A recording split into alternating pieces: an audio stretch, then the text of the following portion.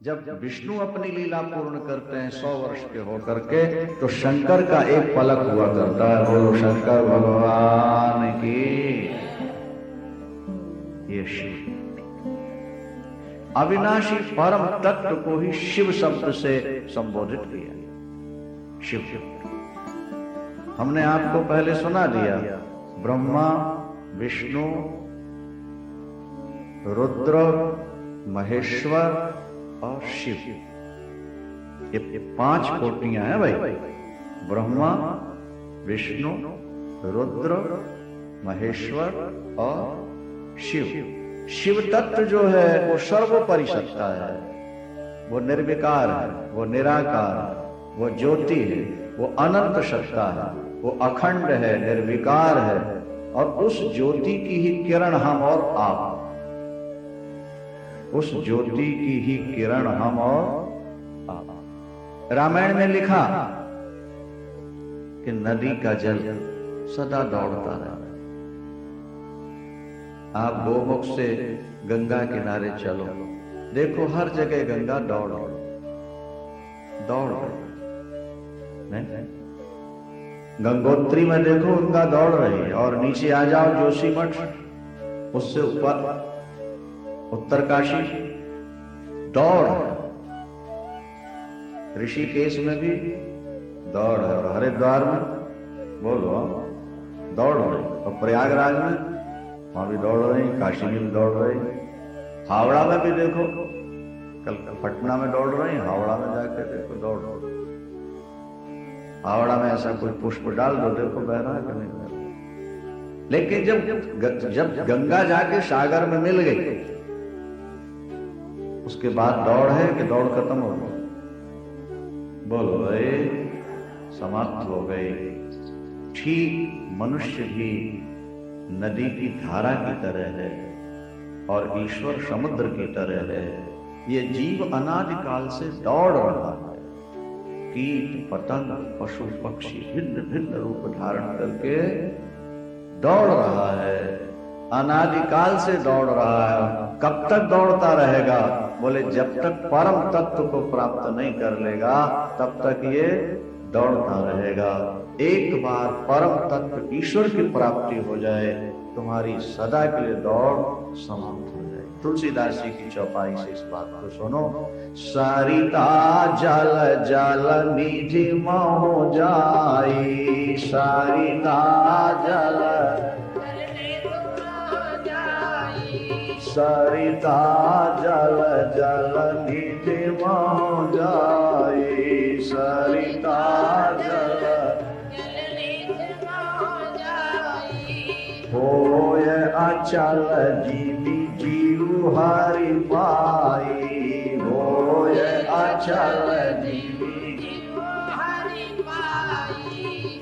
सरिता जल, जल निधि माने समुद्र, सरिता जल जल निधि मह जाई, होय अचल, वहां जाकर के अचल। कैसे? बोले जी में जीव हरि पाई। जैसे जीव ईश्वर को प्राप्त करने के बाद बस उसकी दौड़ खत्म, जन्म और मरण समाप्त। ज्ञानी भक्त बनकर के परमेश्वर की उपासना करना। फिर गंगा का जल समुद्र में जब मिल गया तो क्या कोई माई का लाल उस जल को समुद्र से अलग करके दिखा सकता है? बोलो आप। नदी का जल कब तक नदी का है? जब तक समुद्र से मिला नहीं। मिल जाने के बाद वेद भगवान भी यही कहते हैं, यथा नद्याः स्यन्दमानाः समुद्रेष्टं गच्छन्ति नाम रूपे विहाय। जैसे नदी का जल समुद्र में जाकर नाम रूप को छोड़ देता है, इसी तरह जीव भी ईश्वर को पाने के बाद अपना नाम रूप छोड़कर ईश्वर के साथ। और मनुष्य का शरीर उसको पाने के लिए तो मिला है बाबा। बाल बच्चे का पालन पोषण करो, कोठी मकान दुकान के चक्कर में पड़े रहो। ये तो चिड़िया भी कर, सुबह घूमने गए तो गिलेरी गिलेरी नहीं लगती, हाँ? वो अपने मुंह में कचरा और मुलायम मुलायम से वो घास भर भर के जाए और अपने घोंसला। हमने कहा देखो अपने बच्चों के लिए। अब उसको कैसे पता लग गया कि मेरे पेट में बच्चा आ गया है, कि अब उसको इसकी जरूरत पड़ेगी। और खुदा खुदा कर दौड़ दौड़ कर वहां ला तो बाल बच्चों की व्यवस्था तो पशु पक्षी भी व्यग्र होकर कर रहे, इंसान होकर भी वही करता रहा, तो फिर नर में और जानवर में अंतर क्या रहा ये बताओ। ठीक है उनकी भी थोड़ी व्यवस्था कर दो, लेकिन व्यवस्था के बाद फिर न्यूट्रल भी तो हो जाओ। आज व्यक्ति व्यवस्था करते करते ही मरता है, न्यूट्रल नहीं होना चाहता। वो सोचता है इतना और करो, इतना और करो, जिंदगी खत्म। ज्ञानी भक्त बनो, भगवान का पूजन करो। बोले शंकर परम तत्व शिव तत्व है, शिव शिव करते रहोगे तो परम तत्व को प्राप्त। नमः शिवाय और शिव शिव शिव शिव। ब्रह्मा जी ने देवर्षि नारद को सती का पावन चरित्र जब सुनाया, देवर्षि नारद ने कहा पिताजी सती ने शरीर छोड़ा फिर क्या हुआ? उन्होंने कौन सा स्वरूप धारण किया और सती शरीर छोड़ने के बाद भोलेनाथ ने क्या किया? इसे भी हमें जरा विस्तार से सुनाइए। शिव चरित्र श्रवण करने से ही शांति मिलती है, क्योंकि भगवान नारायण ने नारद जी को संकेत दे दिया था कि जपहु जाय शंकर शतनामा हुई है हृदय तुरंत विश्राम। क्या कहा था? हुई है हृदय तुरंत, तत्काल शांति मिलेगी शिव का नाम जप। अपना नाम जपने के लिए क्यों नहीं कहा? शंकर शीघ्र शांति देगा। ये शांति के दाता हैं, क्योंकि ये सदा समाधि में रहते हैं, ये सदा स्वरूप में रहते हैं। कल भी हमने आपसे चर्चा की थी कि आप किसी संत के पास जाओ कमरे में और वो अगर ध्यान लगाए बैठे हों तो स्वाभाविक आपकी भी आंखें थोड़ी देर बाद बंद हो जाएंगी, आप भी बस ही करने लगोगे। किसी को जब करते देखोगे, उसके पास बैठोगे तो आपके मुख से भी प्रभु का नाम स्वाभाविक। कोई नाच रहा होगा बड़े ताल और लय के साथ और आप देखो तो आपका भी सिर हिलने लगे। ये क्रिया करनी नहीं पड़ती, ये तो अपने आप होने लगती है ऐसी क्रियाएं। तो भगवान शंकर की अगर आप उपासना करेंगे तो ज्यादातर भगवान शंकर को आप ध्यान में देखते हैं, उनके चित्रों को। परिणाम क्या होगा? आप भी वही नकल करोगे और जब ध्यान में आप जाओगे तो ध्येय की प्राप्ति हो जाएगी, जीवन आपका सफल हो जाएगा। आत्मानंदी बनो। विषयानंदी तो 84 लाख योनि में सभी बने, भोगानंदी तो सभी बने हुए, योगानंदी बनो। नहीं स्वात्मा रामम विषय मृग तृष्णा भ्रमयति। पुष्पदंत जी शिव मनमत में कहते हैं कि नहीं स्वात्मा रामम विषय मृग तृष्णा भ्रमयति। जिसे आत्मानंद की अनुभूति हो गई, ऐसा व्यक्ति विषयों के पीछे पागल नहीं दौड़ता। प्रारब्ध से मिल गया तो ठीक है, भोग नहीं मिला पागल होकर दौड़ता नहीं उनके पीछे, नहीं समझा, क्योंकि उनको आत्मानंद की अनुभूति हो रही है। पंजाबी का एक भजन है, किसे नाल राग नहीं तो किसे नाल द्वेष नहीं। क्यों? बोले आत्मा आनंद मेरी कोई भी कलेश नहीं। चलो क्या भाई सोना? किसे नाल राग नहीं तो किसे नाल द्वेष नहीं। क्यों? बोले आत्मा आनंद मेरी कोई भी कलेश तो तब होता है जब घर की बातें सोचो, जब घर के संबंध में जाओ। अभी हमने टिकट रिजर्व कराई घर की और फिर हमने कह दिया कैंसिल करा दो, वृंदावन हो रही। अब ये कहते हैं कि मुश्किल से तो आपको समय मिलता है, मिला घर आइए। हमने कहा हमको घर नहीं चाहिए, हमको शांति चाहिए। बोलो शंकर भगवान की। क्या भाई? साल साल 6-6 महीने घर नहीं जाते, योगेश को संतोष को मालूम, इतना बड़ा परिवार, हर तरह सुख संपत्ति, और अपने अपने भजन में कोई विघ्न भी नहीं डालते घर के लोग, सब दूर दूर रहते हैं, कोई अप्रिय बात है। फिर भी ऐसा लगता है कि आग के पास बैठो तो सेक तो लगती है थोड़ी सी, नहीं आ रही बात समझ? अगर भट्ठी के पास आप जाके बैठोगे तो थोड़ा बहुत सेक तो लगेगी, गर्मी तो लगेगी ना। इसी तरह परिवार के परमाणु ऐसे दूषित हैं कि जाओगे तो कुछ ना कुछ तो हो, थोड़े से संस्कार आते, तो वो क्यों आए अपने? नहीं, जिनको जाना बुद्ध हैं वे क्यों लोड़े इत। ये गुरबाणी बड़ी अच्छी लगती है हमको, गुरु नानक देव जी की बात। जिनको जाना उत वे क्यों लोड़े इत, जैसे परघर पावना रहे उठाए चित्त। बोलो भाई, जैसे परघर पावना रहे उठाए चित्त। तुम जाओ बेटे की ससुराल में, देखो कैसी सेवा होती। क्या? अरे दामाद का बाप आया, फिर देखो आगे पीछे साए जी, नहीं ये लीजिए, ये खाइए, ये लीजिए, ये तो करिए, ये तो करिए। तो क्या शाह जी बेटे की ससुराल की सेवा पाके अपना घर भूल जाते हैं? बोलो, ये कहते हैं कि हम आए थे 2 दिन के लिए, अब 1 हफ्ते रुकेंगे। किसी ने कहा आज तक? बाप के बेटे के बाप ने, दामाद के बाप ने किसी घर में? कोई मूर्ख ही हो तो भले कहते, और नहीं तो यही कहता सुबह होता, अच्छा जी शाह जी अब तो चलेंगे। वो कहते 1 दिन तो और हो जाइए। हाँ, कितने दिनों के बाद आप आए हैं, कब आते हैं? हम फोन कर देते हैं, सब ठीक। आप एक नहीं, अब फिर कभी आएंगे, अभी थोड़ा जरूरी काम है।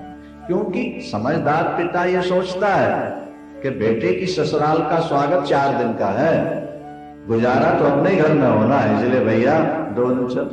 हमारे देहात की कहावत है बड़ी सुंदर, क्या है?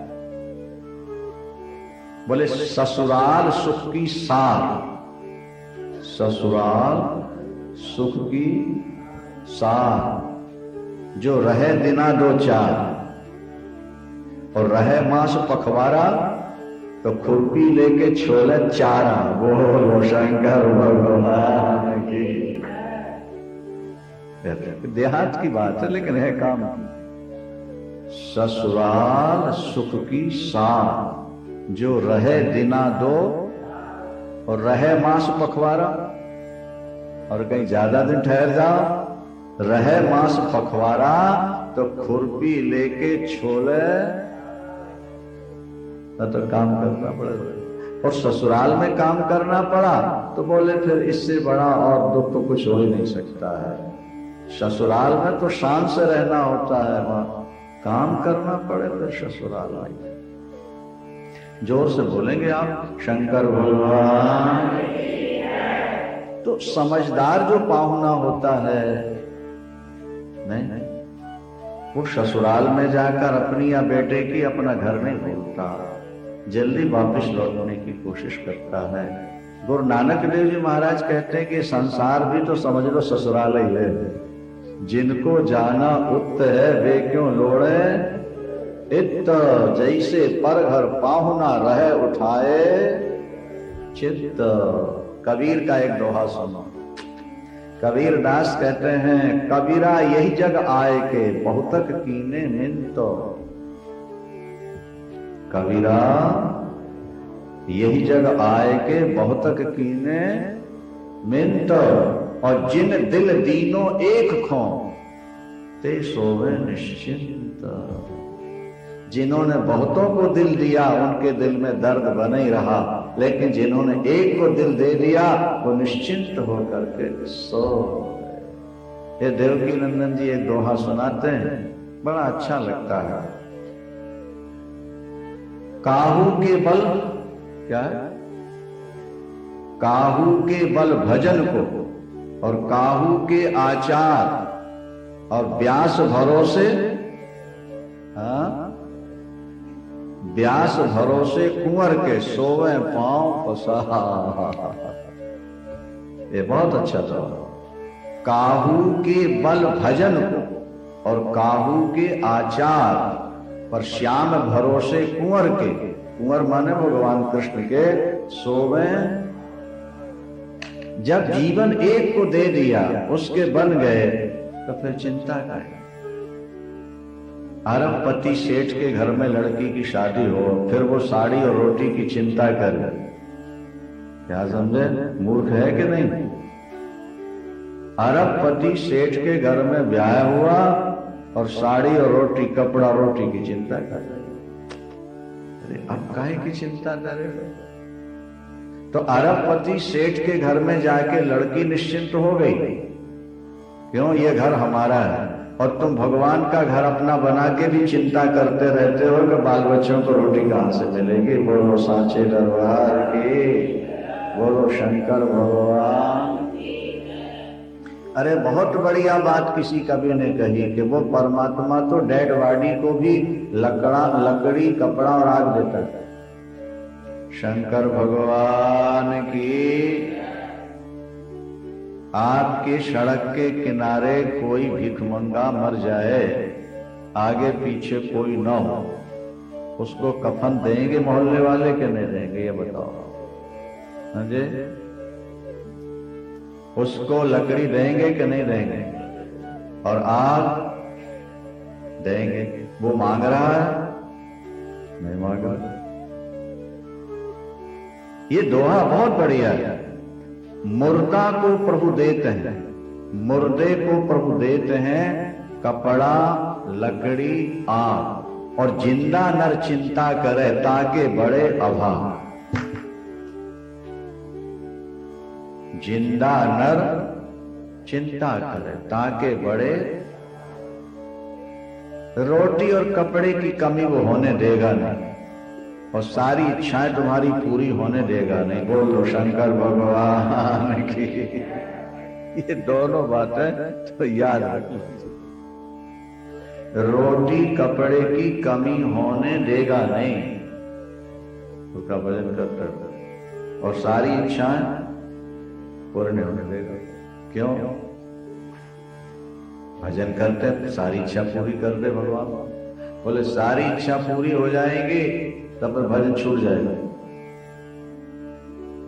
और कुछ अधूरी रखेगा तो भजन होता रहेगा, और भजन होता रहेगा तो भगवान की प्राप्ति होगी। इसलिए ज्यादातर भजन करने वालों की माली हालत सामान्य हुआ करती, ये भी आप समझ लेना चाहिए। ये भगवान का श्राप नहीं है, ये भगवान की कृपा है। कृपा। लक्ष्मी, भगवान शंकर से पार्वती ने पूछा कि आप जिस पर कृपा करते हो उसको क्या देते हो, और जिस पर रुष्ट होते हो क्या करते हो? चलो, भगवान शंकर लेके चले पार्वती को। एक किसान के यहां पहुंचे तो उसकी डेयरी थी, 50 गाय थी। आजकल तो भैंसे रखने लगे। 50 गाय और दूध देने वाले, और वो दूध निकाल ही रहा था। और ये ब्राह्मण बन के पति पत्नी दोनों पहुंच गए भगवान शंकर और पार्वती। अरे भगत, जय हो तेरी, दूध पिला दे भाई, सुबह सुबह भूख लगे। अरे भागते नहीं यहां से तुम लोग, यहाँ दूध नहीं मिलेगा, बंधी का दूध है, तुम्हें पिला दूंगा, तुमको क्या दूंगा? हट्टे कट्टे, कमाना धमाना कुछ नहीं, बच्चल पड़ते हैं मांगने के। यहाँ 1 2 लाख दूध, भाग यहां से। पार्वती अम्मा ने कहा बड़ा दंड है तो मूर्ख है, इसको तो श्राप देना चाहिए। पार्वती जी ने कहा भोले बाबा ये क्या नाटक है? जिसने आपको दुत्कारा, गालियां दी, अपमानित की, आपने कहा 50 खाया। आगे गए, एक भगत था, उसकी एक ही गाय थी, वही दूध बेच करके वो अपना गुजारा करता,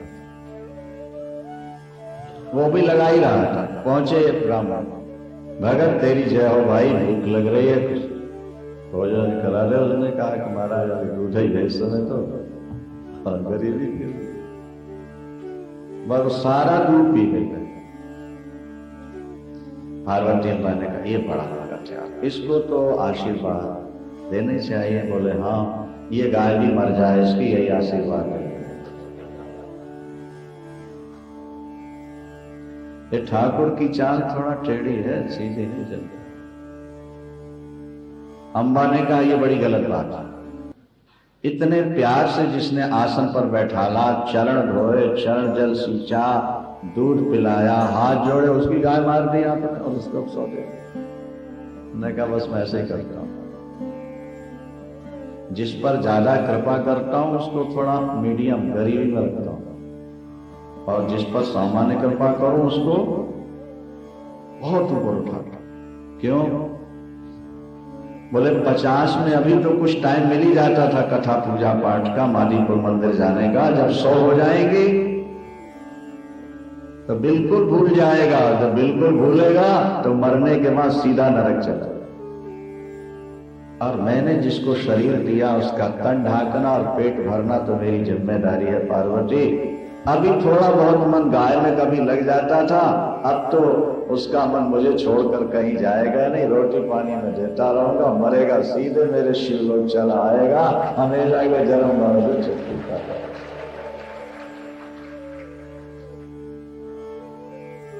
ये आप समझ लेना बात।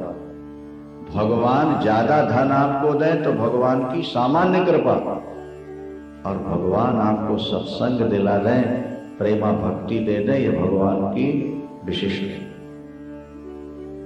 ये भगवान की विशिष्ट कृपा समझना चाहिए। ईश्वर बड़ा दयालु है, वो हर तरह जीव का हित करता रहता है, हित करता है। जीव समझ ले उसकी क्रिया को। अष्टो जब देवर्षि नारद ने कहा कि मुझे बड़ा आनंद मिला सती चरित्र सुनकर, अब कृपा कर मुझे अगला चरित्र सुनाइए। सुनो देवर्षि, सती जी ने जब शरीर छोड़ा तो भूत भावन विश्वनाथ शंकर का ही वो ध्यान कर रही थी। वहां हिमालय, क्या पर्वत राज हिमालय, देवताओं के कहने पर पार्वती के रूप में भगवती को पाने के लिए कठिन तप करते हैं। त्रिपुरा रहस्य में कथा आती है, यहाँ भी तप है, वहां बड़ा कठिन तप लिखा हुआ है।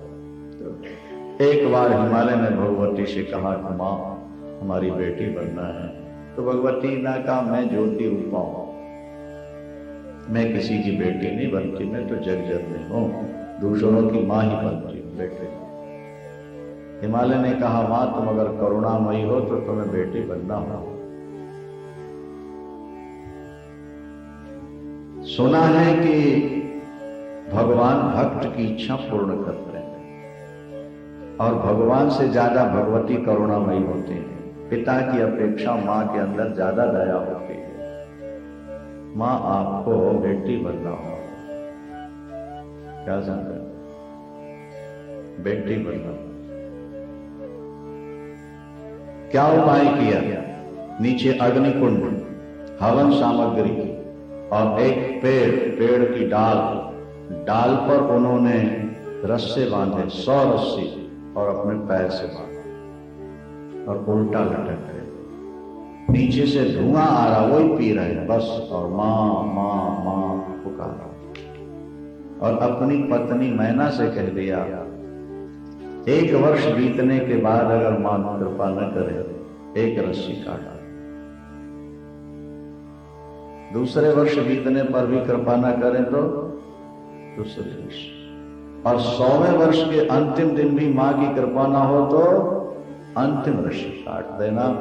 जब तिल की जगह मेरा शरीर ही मां के नाम से हवन हो जाए, दोबारा जन्म लूं, फिर मां को पुकारूंगा, मां को बेटी बनाऊंगा और भोले शंकर को अपना दामाद बनाऊंगा। बोलो शंकर भगवान।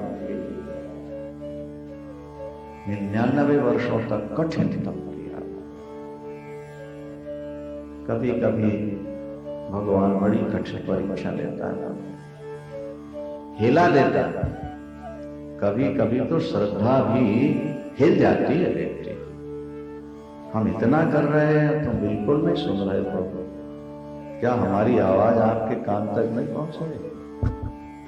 हमारा इतना किया कराया का सब व्यर्थ जा रहा है। लेकिन वो तो नहीं, जैसे आप लोग मौसम्बी निचोड़ते हो तो उसको दबाते, पहले धीरे दबाते फिर और दबाते, पूरा रस निकाल करके फेंकते हो, नहीं? अनार के भी ऐसे। इसी तरह एक बार तो बिल्कुल वो किनारे लाके खड़ा कर देता है, ये देखने के लिए कि देखो इनकी भक्ति कच्ची है या पक्की, इनकी भक्ति का रंग कच्चा है या पक्का। पर यही व्यक्ति आके लड़खड़ाता। कहते हैं नदी में बहुत लोग तैरते हैं, लेकिन किनारा किसी किसी को मिलता है। कुछ थोड़ी दूर जाके लौट आते हैं, कुछ बीच तक जाके लौट आते हैं, तो कुछ दुबई जाते हैं, कोई एकाध किनारे पहुंचे। साधना करने लाखों लोग चलते हैं, लेकिन किनारे तक तो कोई कोई पहुंचा। जरा सी विपत्ति आ गई तो छूट गया, ज्यादा नोट आ गए तो छूट गया, जरा सा अपमान हो गया तो छूट गया। कहीं ना कहीं कुछ ऐसी स्थिति पैदा हो गई। भाई मेरिट लिस्ट में तो फर्स्ट तो एक ही लड़का आएगा ना, मेरिट लिस्ट में 10-5 आ जाता है, होते लाखों।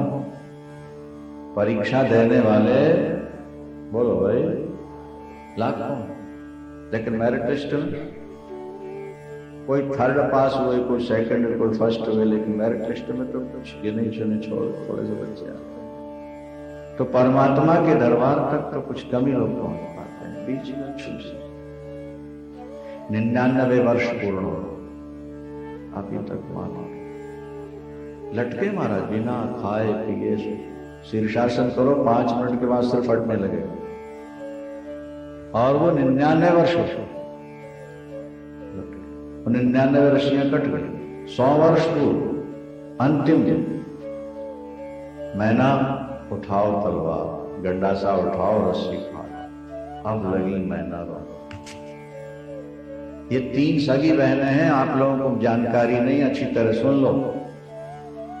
मैना, सुनैना और सुकीर्ति, ये तीनों सगी बहनें। दक्ष प्रजापति की पुत्री स्वधा, स्वधा का विवाह हुआ पितरों से, स्वधा का विवाह हुआ पितरों से। पितर होते ना अपने पितर, पितरों से। वहां स्वधा से 3 कन्याएं,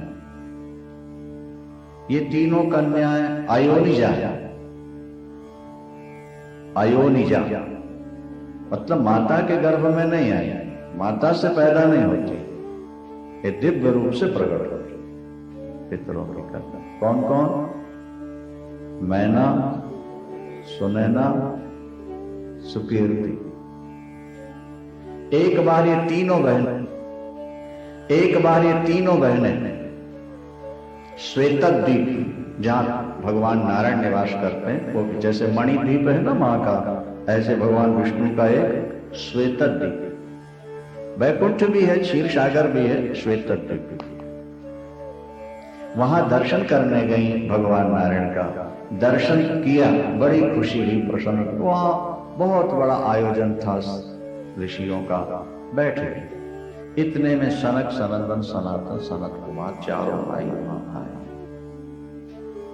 इनके बारे में जानकारी तो है ही आपको, इस सृष्टि के प्रथम पुरुष कौन? सनकादिक मानस पुत्र है, मानसिक सृष्टि में आए हैं, और ये इनकी अवस्था अरबों वर्ष की है, लेकिन देखने में 5 वर्ष के बालक जैसे। इनके तन में लंगोटी भी नहीं। अरे परमात्मा के चिंतन में मानस में ये वहां पहुंचे। कहां? बोलो। हाँ, पूछते हम इसलिए कहीं आप घर तो नहीं चले गए। बोलो शंकर भगवान की। समस्या यह है कि शरीर यहां बैठा रहता है और मणिराम चुपके से। कई लोग अपने बच्चों को कथा में लाते हैं और बच्चे थोड़ी देर तो बैठ जाते हैं, पर जब देखा कि माता पिता कथा सुनने में मग्न हुए, चुपके से निकल जाते। कितने बजे तक कथा होनी है? 12 बजने को 5 मिनट रह जाएंगे, चुपके से आए बैठ गए। माता पिता तो सामने देख रहे हैं, जब मुड़ के देखेंगे बैठे हुए हैं, बीच में कहाँ गए? बोले बच्चे ही जाने, तुम्हें क्या पता चलता है। बोलो शंकर भगवान की। बस इसी तरह से तुम्हारा मन भी है, बस जब तुम कथा में बैठे तो मणिराम धीरे से जरा ही जाते हैं, अपना ताना बाना बुनते रहते हैं, घर का हिसाब किताब देना देना। नहीं आई बात सुन? पहले सुनाया ना आपको कई बार हमने। एक भगवत जी रोज कथा सुनने आते थे, रोज कथा, और आगे बैठते थे, फ्रंट सीट उनकी निश्चित थी, और कथा चालू हो नींद आ। और जब वो झोंके मारने लगे तो वक्ता महोदय पूछते थे, भगत जी सो गए क्या? बोले नहीं महाराज, और थोड़े फिर सो जाए। फिर वक्ता महोदय पूछे, भगत जी सो गए क्या? बोले नहीं महाराज। वो एक पेटेंट शब्द था उनका, नहीं। वो रोज पूछते, भगत जी सो गए क्या? बोले, और सो जाते थे बेचारे। वक्ता महोदय ने एक दिन थोड़ा उल्टे ढंग से पूछ दिया। जब देखा कि झोंके आ रहे हैं तो वक्ता महोदय ने कहा, भगत जी जाग रहे हो ना? बोले नहीं महाराज। देखो नहीं महाराज तो उनका पेटेंट नहीं समझे बात को। भगत जी जाग रहे हो ना? बोले नहीं महाराज। बात स्पष्ट हो गई तो मन भाग जाता। दक्ष की पुत्री स्वधा पितर को ब्याही गई, 3 बेटियां, मैना, सुनैना, सुकीर्ति। यहां दूसरे नाम लिखे हैं, मैना, धन्या, कलावती। कल्प भेद से नाम बदल गए, बाकी है ये योगिनी है, माता के गर्भ से प्रकट नहीं, अयोनिजा। अयोनिजा। श्वेतद्वीप में जब सनकादि पहुंचे तो सबने उठ करके उनका स्वागत किया। ये तीनों बहनें नहीं उठ बैठे। सनकादि को श्राप, जाओ तुमको नरकन्या बनना पड़ेगा। छोटी सी बात ने इतना बड़ा श्राप दे दिया। पितरों की कन्या आकाश मार्ग में चलने वाली, क्षेत्रद्वीप आने वाली, और इनको कह दिया बड़ों का आशीर्वाद है कल्याणकारी, तुम तीनों को शक्ति बेटी के रूप में प्राप्त होगी, जाओ नरकन्या बनो, तुम्हारा इतिहास अमर। वे तीनों कन्या मैना, सुनैना और सुकीर्ति।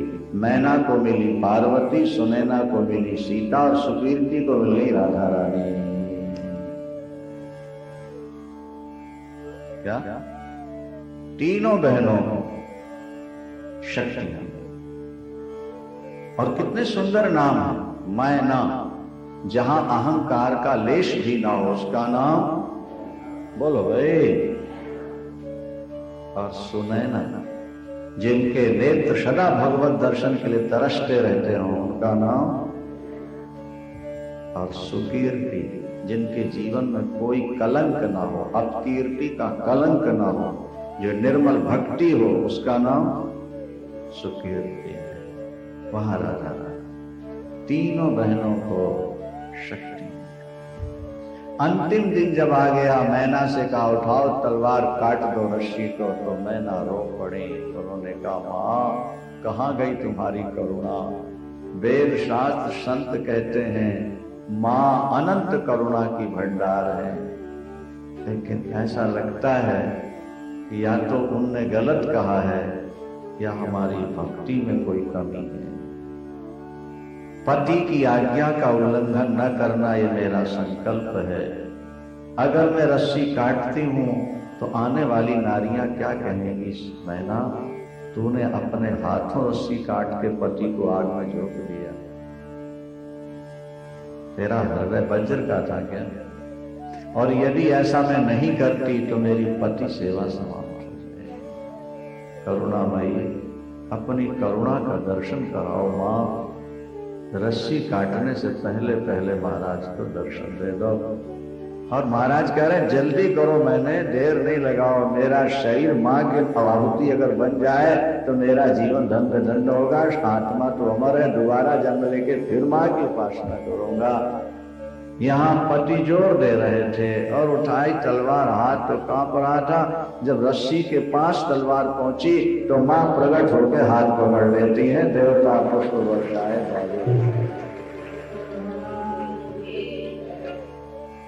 बस करो, मैंने बस पर्वतराज तुम्हारी कामना, मैं तुम्हारी बेटी बनकर गया, बेटी बनकर।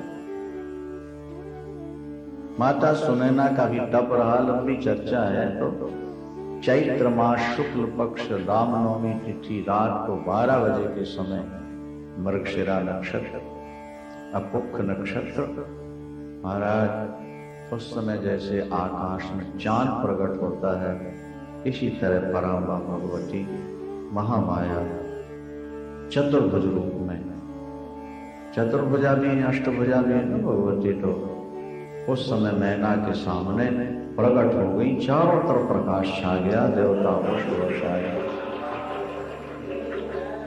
बाजे बजाए और जय जयकार करते हैं।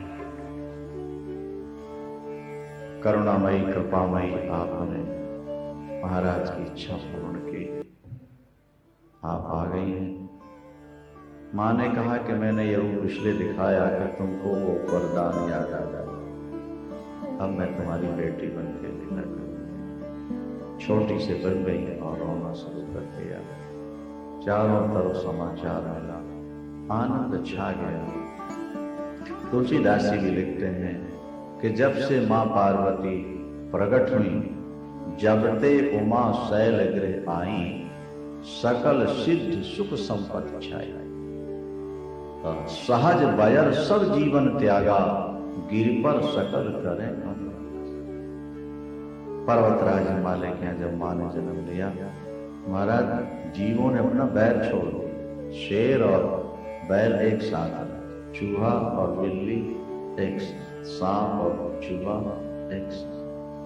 सहज बयर सब जीवन त्यागा, जीवन और सहज बैर त्यागा, सब मिलकर बड़े प्यार से, बड़े आराम से भगवती का नाम रखा गया।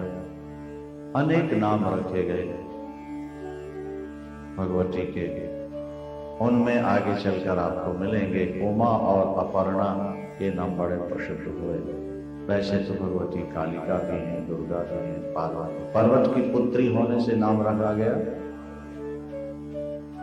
पर्वतस्यापत्या पार्वती, पर्वत की पुत्री होने से नाम रख दिया पार्वती। अब वो थोड़ा थोड़ा बड़ी होने लगती हैं, उनकी बाल क्रीड़ा, पढ़ाई लिखाई का सारा साफ बताया यहाँ सब कुछ। वो तो आदिशक्ति है, विद्या रूपई है, भगवती जिस पर प्रसन्न हो जाए। सांस 3 तत्व हैं हमारे, क्या 3 तत्व होते हैं, आत्म तत्व, शिव तत्व और विद्या तत्व। आत्म तत्व, शिव तत्व और ये जो विद्या तत्व है, यही आत्म और शिव को एक मिलाने में सहायक है। जैसे 2 सोने के टुकड़ों को जोड़ने के लिए खोट बीच में हुआ करते हैं, जोड़ो। तो विद्या तत्व, जब विद्या तत्व आपके अंदर जागृत हो, वो त्रिपुर सुंदरी की समाराधना करने से, भगवान शिव की समाराधना, वो विद्या अपने आप जागृत हो। भाव से पूजन करते रहो, श्रद्धा बनाए रहो। ज्ञान के भंडार है भोलेनाथ, तो पार्वती अम्बा तो विद्या तत्व हुए। और जब विद्या तत्व तुम्हारे अंदर जागेगा तो वो आत्म तत्व और शिव तत्व को मिलाकर एक, जब तक भेद जागा है तब तक विद्या तत्व की कृपा नहीं हुई तुम्हारी। और जिस दिन विद्या भगवती की कृपा हो गई, अभेद, और अभेद हो गए तुम निर्भय हो गए, तुम शांत हो गए, तुम सुखी हो गए, तुम्हें पारस मिल गई, तुम्हें सब कुछ मिल गई। उसके साथ एक भजन का यही फल है, ईश्वर के साथ अभेद जागृत। दुनिया के जितने बड़े बड़े विद्वान मनीषी हुए हैं, अंत में सबने अभेद का ही निर्णय। प्रारंभ में भेदोपासना है, नहीं समझ में आएगा प्रारंभ, और होना भी चाहिए। लेकिन आगे चल करके आज तक विश्व में जितने बड़े बड़े मनीषी हुए उन सब ने अभेद अष्टु विद्या तत्व, सब विद्या आ गई। एक दिन देवर्षि नारद पहुंच गए। नारद जी को हिमांचल ने बेटी का हाथ दिखाया। ये तो परंपरा है, बच्चों के हाथ दिखाने की कोई आज्ञा दिखा दिया। हर माता पिता यही चाहते हैं कि भगवान ने जो औलाद दी है, संतान दी है, ये पढ़े लिखे लायक बने, बहू अच्छी आए, दामाद अच्छा मिले, सुख शांति रहे। हर माता पिता की इच्छा तो होता ही नहीं। इसलिए हाथ दिखा देना कि कुंडली दिखा देना, इसमें कोई इसमें किसी प्रकार की अतिशयोक्ति नहीं है, या ये किसी प्रकार का कोई गलत रास्ता नहीं है। ये तो माता पिता की स्वाभाविक स्थिति। देवर्षि नारद सब कुछ जानते हैं, तो पार्वती अम्बा को लाके हिमाचल में गोद में बैठाला और नारद जी को हाथ। नारद जी क्या वर्णन करते हैं हाथ देख के? क्या है? एक भजन सुन लो तो सुनाए तो अच्छा, ठीक है। बोलो शंकर भगवान। हिमालय की गोद में देवर्षि नारद हाथ देकर, हरे खाना।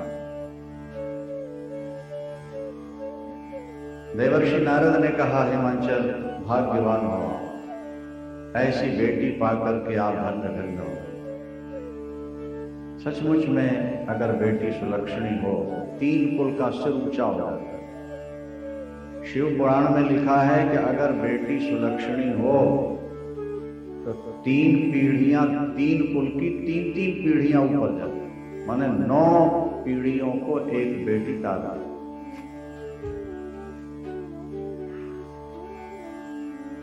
पिता का कुल, माता का कुल और पति की। बेटी के ऊपर 3 कुलों की जिम्मेदारी है, 3 कुलों का भाव होता है। अगर बेटी सुलक्षणी हो, पतिव्रता हो, तो 3 पीढ़ियों, 3 कुलों की 3 पीढ़ियों को। बोले पर्वतराज, तुम्हारे भाग्य की हम सराहना क्या करें। ये पतिव्रता क्या? अरे जो इसका नाम लेंगे वो पतिव्रता हो जाएगी। रामायण में शंकर लिखते हैं तुलसीदास, सुनो। यही कारनाम सुमेर संसारा, यही कारनाम, यही कारनाम सुमेर संसारा, यही कारनाम त्रिय चाही है पतिव्रत असिधारा, त्रिय चाही